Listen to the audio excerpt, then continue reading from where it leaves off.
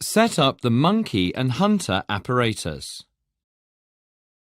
The monkey is represented by a tin can. It is attracted by an electromagnet above it when the circuit is closed.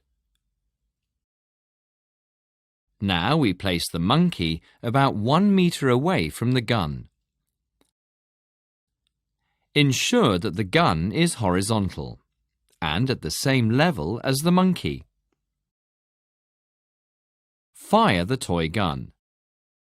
The bullet will break the circuit and the monkey will fall. Observe what happens to the monkey and the bullet. Will the bullet hit the monkey?